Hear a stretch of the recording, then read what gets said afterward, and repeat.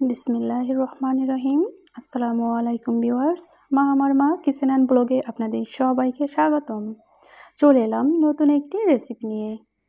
আজকে আমি আপনাদের সাথে শেয়ার করব চিরা এবং দইয়ের একটি লাচ্ছি।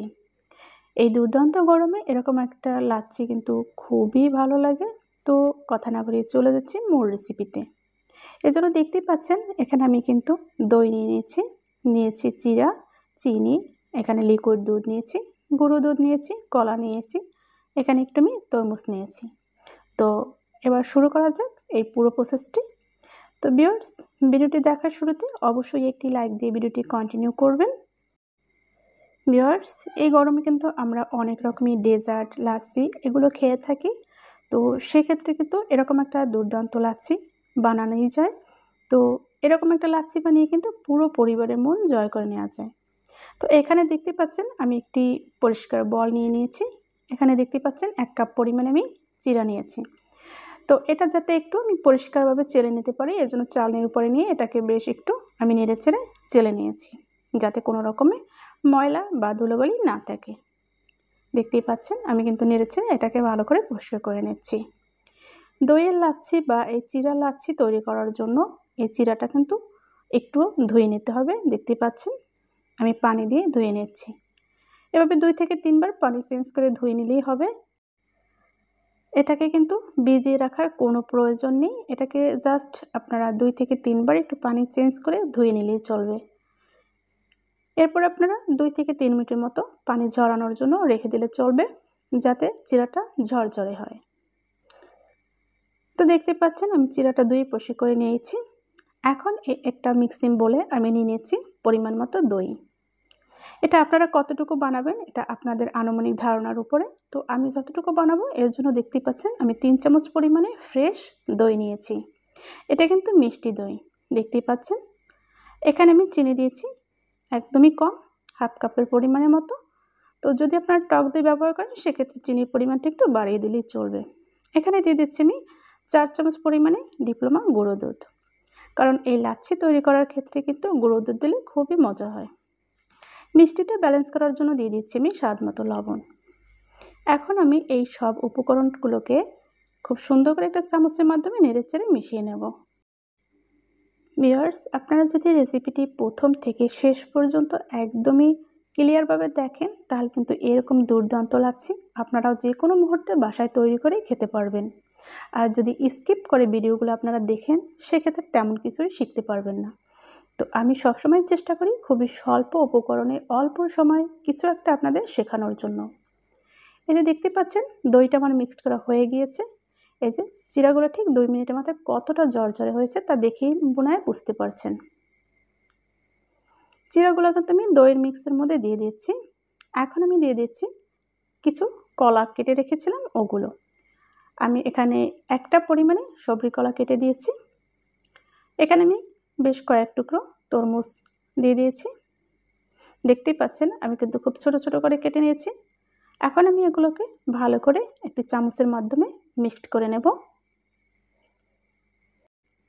ভিউয়ার্স, তো ভিডিওটা সবার মাঝে একটু বেশি বেশি করে শেয়ার করে দিবেন, যাতে অন্য সবাই দেখতে পারে এবং আমার ভিডিওটা যাতে এতটুকু উপকৃত হই আমি, এজন্য একটু সবার মাঝে বেশি বেশি করে শেয়ার করে দেবেন। ঠিক যখন এগুলো সব মিক্সড করা হয়ে গিয়েছে ঠিক এই পর্যায়ে আমি অ্যাড করে দিচ্ছি লিকুইড দুধ। তো দুধটা আপনাদের পরিমাণ মতোই আপনারা নেবেন। দেখতেই পাচ্ছেন আমি কিন্তু 1/2 গ্লাসের মতো নিয়েছি। এটা আমি আগে থেকে জাল করে নিয়েছি এবং ঠান্ডা করে নিয়েছি। তো এটাকে ভালো করে নেড়েচেড়ে আমি মিক্সড করে দিচ্ছি। দেখতেই পাচ্ছেন আমি কিন্তু চামচ দিয়ে নাড়িয়ে নাড়িয়ে এটাকে মিশিয়ে নিচ্ছি। ভিউয়ার্স, এটা কিন্তু আপনারা গরমেও যেমন খেতে পারেন এবং এটা কিন্তু ইফতারিতেও অনেক সময় এটা আপনারা ফলো করতে পারেন। এটা যেমন বাচ্চা, বয়স্ক বা যে কোনো মানুষই এটা কিন্তু খুব একটা বেশি পছন্দ করবে। আর শরীরের জন্য এটা যেমন হেলদি ততটাই কিন্তু মুখরোচক। ভিউয়ার্স, এই পর্যায়ে আমি এগুলোকে খুব সুন্দর করে সার্ভ করে নেব। তো চলুন দেখা যাক বাকি অংশ। ভিউয়ার্স, আমি দেখতে পাচ্ছেন এই যে শরবতের গ্লাসে আমি এগুলো খুব সুন্দর করে সার্ভ করে নিচ্ছি। তো ভিডিওটা যদি আপনাদের কাছে এতটুকু ভালো লেগে থাকে অথবা যদি এতটুকু আপনারা কোনো কিছু শিখে উপকৃত হয়ে থাকেন, অবশ্যই একটি লাইক দিয়ে দেবেন, কারণ আপনাদের একটি লাইক অন্য একজনকে দেখতে এই ভিডিওটা সম্পূর্ণ সহযোগিতা হয়। তো আশা করি আপনারা অবশ্যই আমার পাশে থাকবেন এবং এতটুকু উপকার করবেন। তো এভাবে আমি কিন্তু গ্লাসে এই যে লাচ্ছিটা আমি ঠিকমতো সাজিয়ে নিচ্ছি। এখানে দেখতে পাচ্ছেন আমি তরমুজের টুকরো দিয়ে দিয়েছি ছোট করে, এখানে দিয়ে দিচ্ছি কিশমিশ। ভিউয়ার্স, এগুলো কিন্তু সম্পূর্ণই অপশনাল। দেখতে পাচ্ছেন আমি এখানে একটু বরফের টুকরো দিয়ে দিচ্ছি। এটা আপনাদের পছন্দ মতো আপনারা এটাকে সাজিয়ে নেবেন। যদি এগুলো না চান তবে এগুলো ছাড়াই কিন্তু আপনারা এটা পরিবেশন করতে পারেন। তবে এটা কিন্তু দেখতে সৌন্দর্যের জন্য এগুলো শুধু ব্যবহার করা হয়। এটা দেখতেও যেমন সুন্দর লাগে, খেতেও কিন্তু দুর্দান্ত স্বাদের হয়। ভিউয়ার্স, দেখতেই পাচ্ছেন কতটা সুন্দর হয়েছে। এরকম দুর্দান্ত ডেজার্ট আপনারা তৈরি করতে পারেন বা এই লাচ্ছিগুলো কিন্তু ফ্রিজে রেখে অনবরত আপনারা খেতে পারেন। এরকম ঠান্ডা ঠান্ডা একটা ডেজার্ট যদি কোনো দুপুরে হয় তাহলে কিন্তু দারুণ জমে যায়। আমি সকল ভিউয়ার্সদের উদ্দেশ্যে একটা কথাই বলবো, আপনারা অবশ্যই ভিডিওটি স্কিপ করবেন না, তাতে কিন্তু ভিডিওর অনেক ক্ষতি হয় এবং আপনারাও কিছু শিখতে পারবেন না। আশা করব আপনারা ভিডিওতে একটা লাইক দিয়ে খুব সুন্দর করে ভিডিওটা সম্পূর্ণ করবেন। আর আপনারা যারা কমেন্ট করেন, আপনাদের কমেন্ট অনেক ভালো লাগে, অনেক এনজয় করি। আশা করি আপনারাও খুব সুন্দর সুন্দর কমেন্ট করে আমার কাজে আমাকে উৎসাহ দেবেন। আশা করব চ্যানেলটি সাবস্ক্রাইব করে আপনারা এই চ্যানেলের সাথেই থাকবেন, আমার সাথেই থাকবেন। আমার এই ছোট্ট পরিবারটাকে আপনারা একদিন অনেক দূর এগিয়ে নিয়ে যাবেন এবং অনেক বড় পরিসরে হোক, নিশ্চয়ই আপনারা এটা চাইবেন।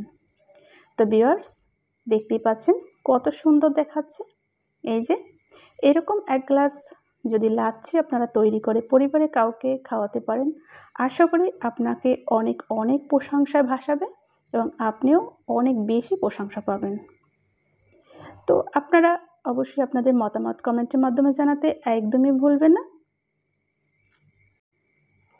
তো ভিউয়ার্স, আজ এই পর্যন্তই। দেখা হবে আগামীতে নতুন কোনো ভিডিওর সাথে, নতুন কোনো ব্লগের সাথে, নতুন কোনো রেসিপির সাথে।